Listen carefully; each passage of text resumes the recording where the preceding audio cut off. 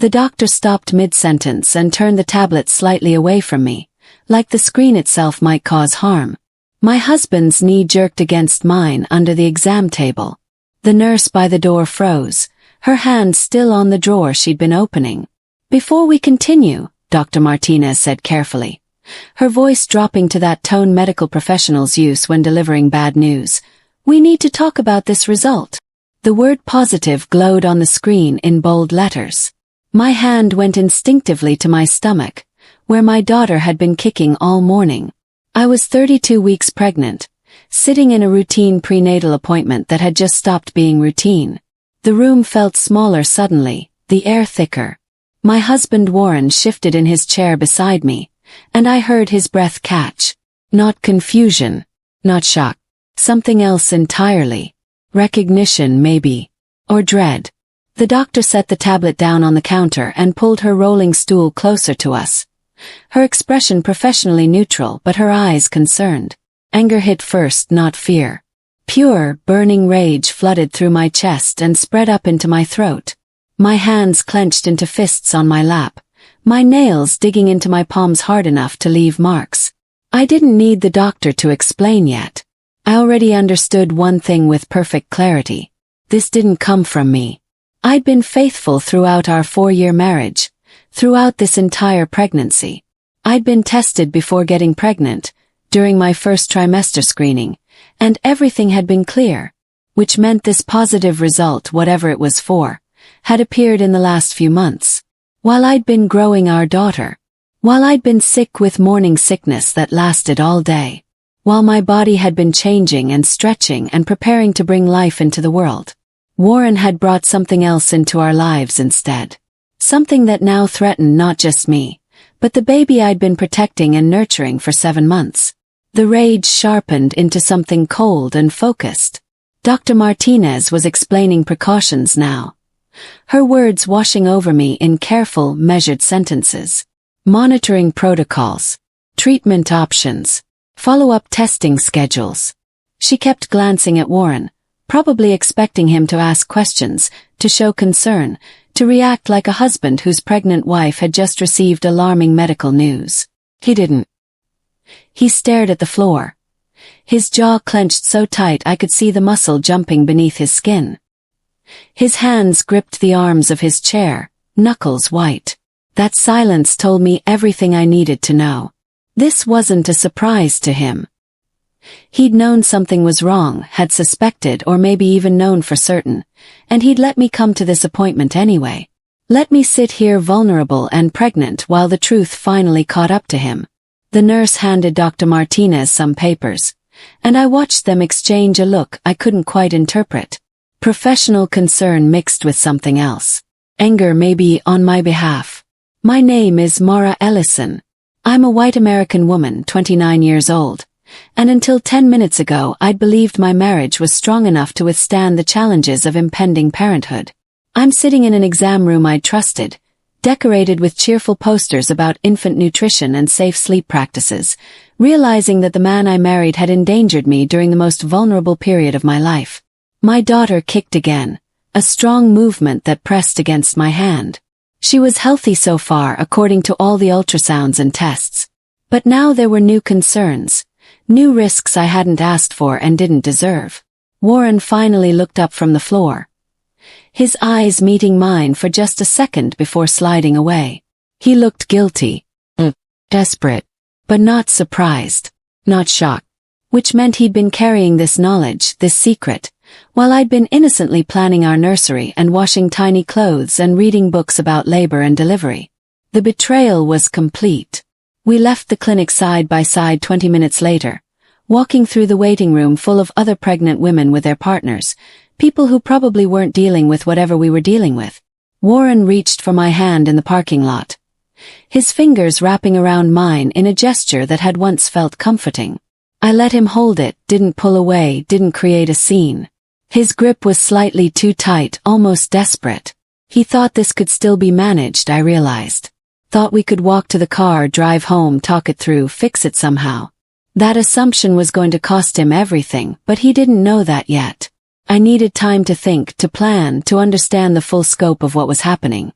So I walked beside him silently, my free hand still resting on my stomach, my mind already 3 steps ahead. The medical results would be sent to my patient portal within hours. I need copies of everything. Documentation.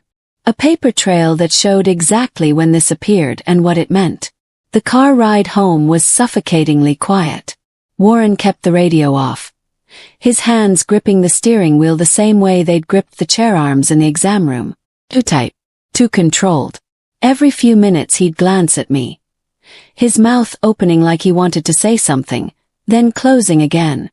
I stared out the window, watching familiar streets pass by, and replayed every appointment he'd skipped over the past 7 months. The first trimester screening where he'd claimed he had an important meeting. The anatomy scan where he'd been stuck in traffic. The glucose test he'd forgotten entirely until I came home and mentioned the results. Every time he'd insisted I could handle appointments alone, that I didn't need him there for routine checkups. Now I understood why. He'd been avoiding exactly this moment, this discovery. The anger in my chest settled into something colder, more calculating.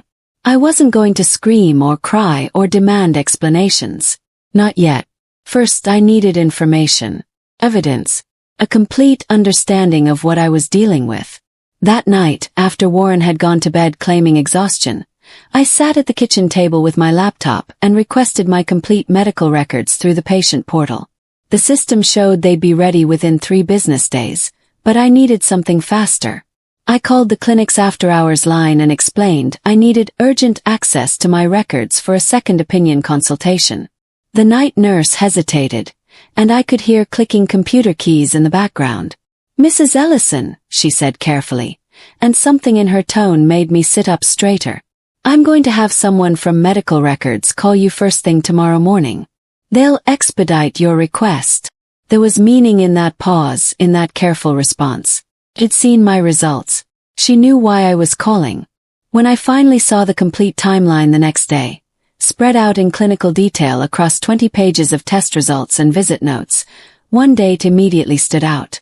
The likely exposure window, according to the progression patterns Dr. Martinez had noted, lined up perfectly with a period I remembered clearly. Warren had attended a conference in Miami 6 weeks ago, a 3-day engineering symposium he'd been excited about for months. I'd been 26 weeks pregnant at the time, dealing with terrible hip pain that made sleeping difficult. He'd kissed me goodbye at the airport, promised to call every night, told me to rest and take care of myself and our baby. He'd called just like he'd promised. Every night around 9, telling me about presentations he'd attended and colleagues he'd networked with. His voice had been cheerful, relaxed. No hint of guilt or deception. Meanwhile I'd been home alone, struggling to get comfortable in bed, eating crackers for dinner because cooking felt like too much effort, trusting completely that my husband was where he said he was, doing what he said he was doing. The medical timeline didn't lie. The exposure had happened during that window. During those 3 days when I'd been vulnerable and alone and believing in promises that were being broken 800 miles away. I didn't confront Warren about Miami. I didn't ask questions about the conference or mention the medical timeline or demand explanations. I did something better. I watched. I observed his patterns, his routines, the way he moved through our house and our life together. He'd become more attentive since the appointment, almost aggressively so. Making me breakfast, asking about my symptoms, rubbing my feet without being asked. The guilt was eating at him, but not enough to make him confess. Not enough to make him tell the truth voluntarily. He was hoping this would blow over, that treatment would fix everything, that we could move forward without ever addressing how we'd gotten here. Let him hope. Let him believe his increased attention was working, that I was softening toward him. Meanwhile I was documenting everything. Taking screenshots of our bank statements showing the Miami hotel charges. Saving the conference registration email where he'd signed up for single occupancy accommodation instead of bringing me along like we'd originally discussed. The attorney's office was in a professional building downtown, tucked between a financial advisor and a pediatric dental practice. I'd found her through careful online research, looking for someone who specialized in family law with experience in complex custody cases. Her name was Olivia Strand, and her reviews mentioned words like thorough and aggressive, and protects her clients fiercely. She was younger than I'd expected, maybe 40, with dark hair pulled back and sharp eyes that assessed me quickly as I walked into her office at 7 months pregnant. I told her everything. Positive result. The medical timeline. Warren's silence and guilt. The Miami conference. She listened without interrupting, taking occasional notes on a legal pad in front of her. When I finished, she set down her pen and asked one question that changed everything. Did he ever try to keep you from attending appointments? I thought about all the times he'd encouraged me to go alone, insisting I didn't need him there. Yes, I answered Olivia. Almost every appointment after the first trimester.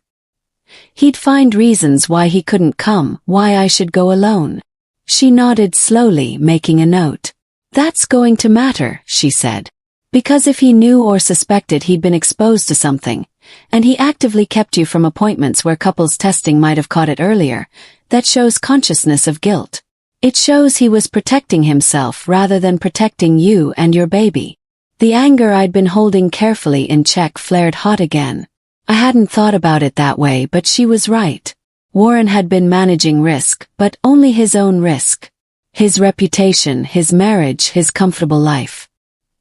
He'd gambled with my health and our daughter's health to protect his secret just a little bit longer. Olivia pulled out a different notepad, this one blue instead of yellow. We need to talk about your priorities, she said. What matters most to you right now? I didn't hesitate. My daughter. Her safety. Making sure she's protected. Everything else could wait. Dr. Martinez gave me information I hadn't wanted to think about during a follow-up appointment I attended alone. What could have happened if the infection hadn't been caught? The risks to the baby if it had progressed untreated. The complications that could have occurred during delivery. She was gentle but honest, and with each potential complication she listed, my anger sharpened into something harder and more focused. This wasn't just betrayal anymore. This was recklessness that could have cost our daughter her health, maybe her life. Warren had put both of us at risk for what? An affair during a conference.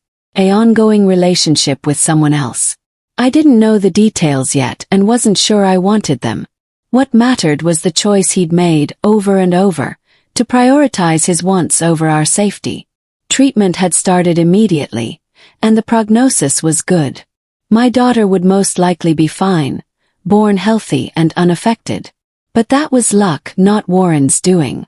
My priority became painfully, absolutely clear. Protect my child.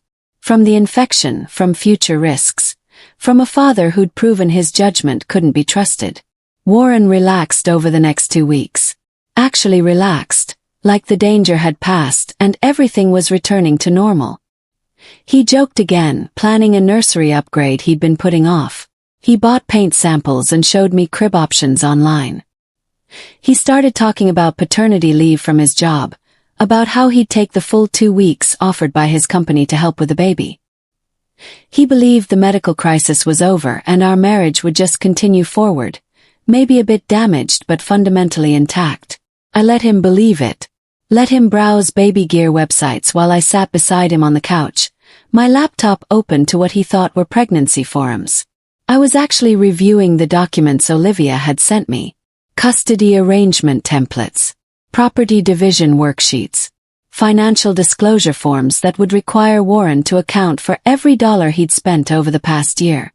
He thought he'd dodged the consequences. He had no idea they were just getting started. The follow-up test results came back on a Tuesday morning. I was alone at home, Warren having already left for work, when my phone buzzed with a patient portal notification. I logged in with shaking hands, my daughter doing gymnastics in my belly like she could sense my anxiety. The results were definitive. The infection source was external, contracted recently, timeline consistent with the previous estimate. No possibility of it being dormant or from before our relationship.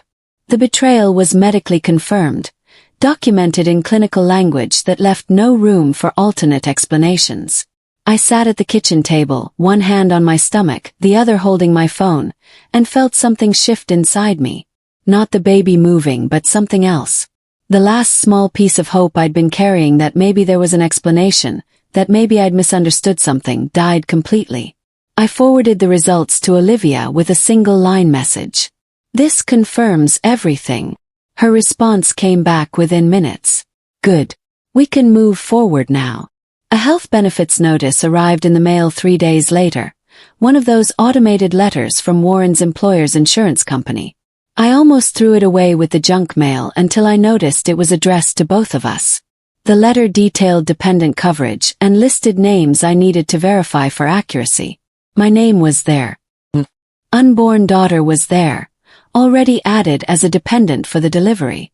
And there was another name I didn't recognize. Simone Tucker. Listed as a dependent on Warren's health coverage for the past 4 months, since right around the time of the Miami conference. I stared at the paper, reading it 3 times to make sure I understood correctly. Warren had added someone else to his insurance. Someone whose coverage had started right when the medical timeline suggested his affair had begun. This wasn't just a conference fling.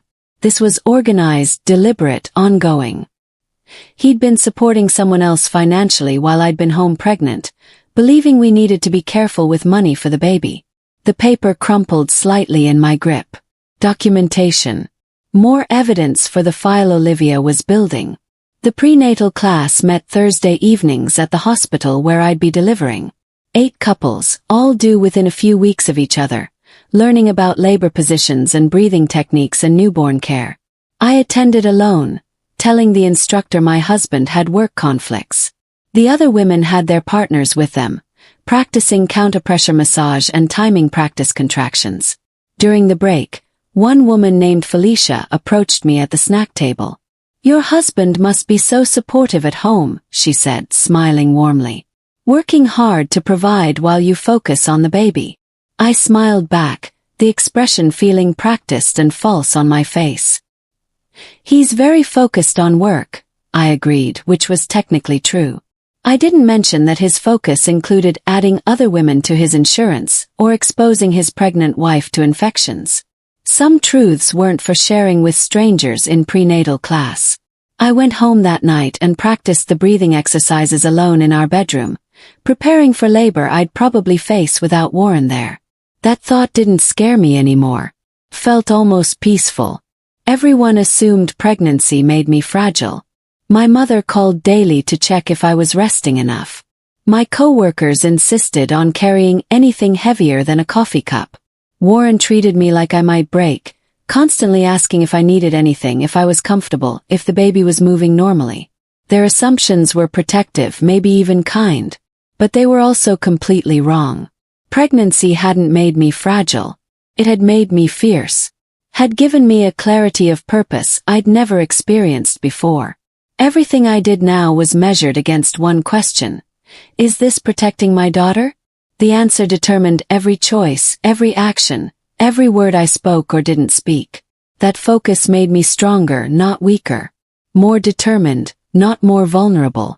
Warren's biggest mistake was thinking my pregnant body meant a weak mind or compliant spirit. He saw my growing belly and assumed I'd be too tired, too overwhelmed, too dependent on him to fight back. That assumption was going to destroy him. I was gathering strength while he thought I was gathering baby supplies.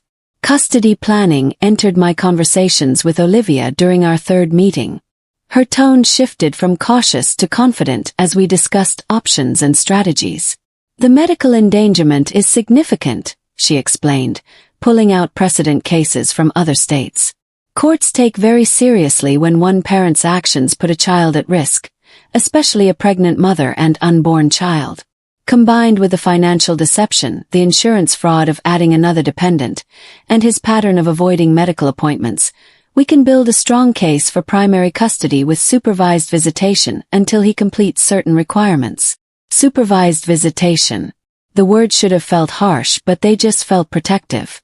My daughter deserved a father who put her safety first. If Warren couldn't demonstrate that capability, she deserved protection from his poor judgment. We went through scenarios, possibilities, outcomes. Each one reinforced the same conclusion. Could do this. I could protect her. I could build a life for us that was safe and stable, even without Warren's involvement. Especially without his involvement, actually. The life I was planning looked clearer and better than the one I'd been living.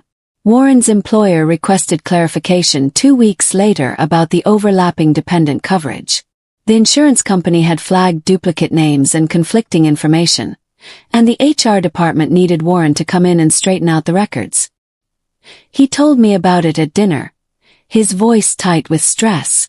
"Just some administrative confusion," he said, not meeting my eyes.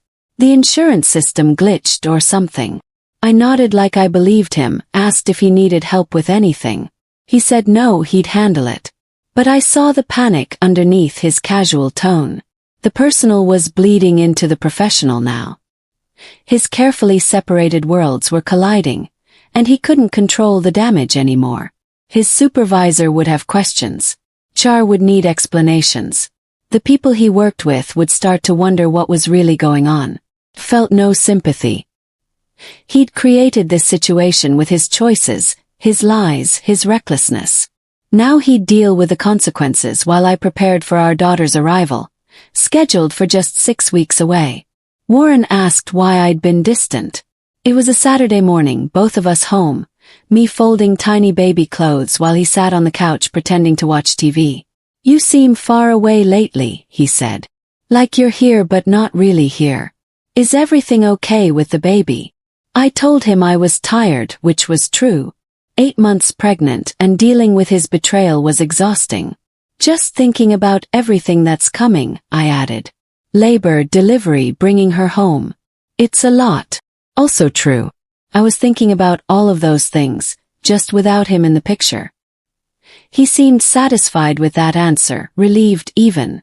He thought my distance was normal pregnancy stress, normal anxiety about becoming a parent. He didn't see the careful planning underneath, the legal documents I reviewed after he fell asleep, the separate bank account I'd opened at a different bank entirely. I was tired, but not in the way he thought. Not fragile tired. Focused tired.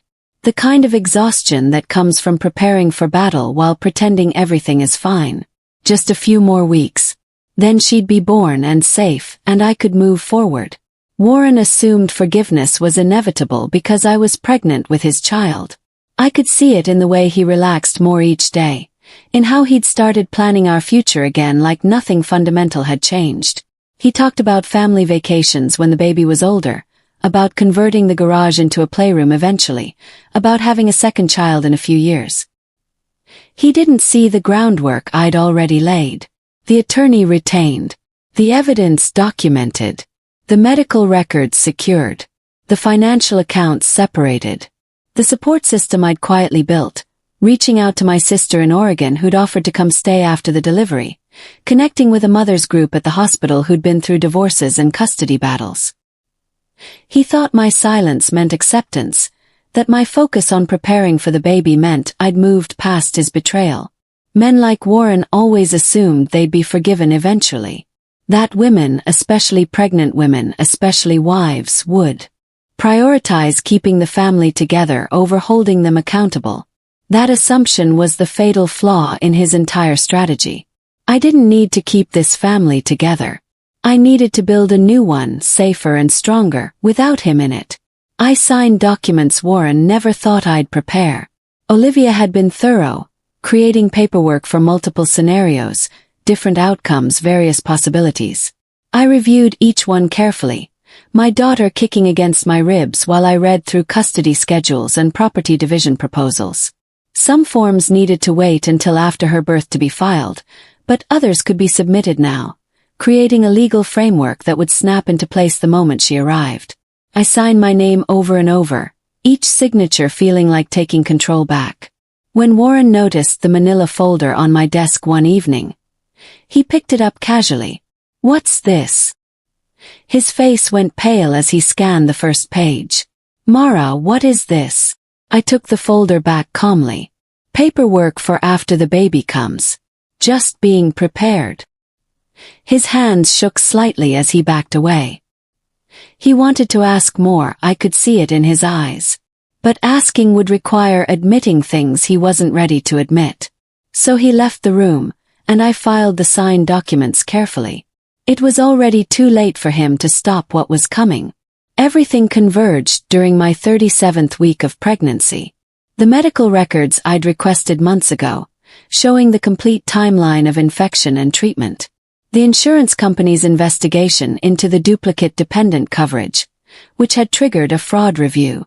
Olivia's legal filings, ready to be submitted the moment my daughter was born. Warren's attempts to explain the overlapping insurance had failed spectacularly. His employer had placed him on administrative leave while they investigated potential policy violations. Simone Tucker, the woman whose name had appeared on his insurance, had apparently contacted his office directly when her coverage was suddenly dropped. His story collapsed under its own weight, each lie contradicting the previous one, until the truth was obvious to everyone. He came home from a meeting with HR looking destroyed, all his confidence gone. "We need to talk," he said, his voice desperate. "Privately. Just the two of us. I can explain everything." I looked at him, this man I'd married 4 years ago, and felt nothing but cold certainty. "No," I said simply. "Final." I refused Warren's request to talk. Calm, steady, absolute in my decision. He tried again over the next few days, growing more desperate each time I said no. He didn't deserve explanations from me. He'd had months to tell the truth, to confess, to come clean about what he'd done. He'd chosen silence and deception instead. Now he wanted to talk because the consequences were closing in, because his comfortable life was crumbling, because he was finally scared. But I didn't owe him closure. I didn't owe him a chance to justify or minimize or explain away what he'd done. I owed my daughter protection, and that meant keeping distance from the man whose recklessness had endangered us both. My attorney had advised minimal contact anyway, especially with delivery approaching. "Anything you say can be used later," Olivia had warned. "Keep conversations to absolute necessities only." So I did. I answered questions about logistics. I confirmed my hospital plans. I didn't engage in emotional discussions or give him openings to plead his case. The no was complete, final, non-negotiable. I walked away from my marriage with my health safeguarded, my daughter's future secured, and no contact with Warren going forward except through attorneys and court-ordered arrangements. She was born on a Tuesday morning, 3 days after I'd filed the final divorce paperwork from my hospital bed. 8 pounds, 2 ounces of perfect, healthy baby girl. My sister held her while I signed the custody documents Olivia brought to my room. Warren had requested hospital visitation rights through his lawyer. The request was denied pending completion of STD testing and parenting classes. He lost everything by mistaking my vulnerability for weakness, my pregnancy for helplessness, my silence for acceptance. I didn't just survive his betrayal. I used the time it gave me to take complete control of the ending. 3 months later I had primary custody, our house, and my name back. Warren had supervised visitation every other weekend and child support obligations that reflected his choices. Our daughter would grow up knowing her mother protected her before she was even born, that some things are worth fighting for, and that strength comes in forms people don't always recognize. The medical appointment that revealed his secret hadn't destroyed me, had freed me, and I'd made sure the freedom was permanent.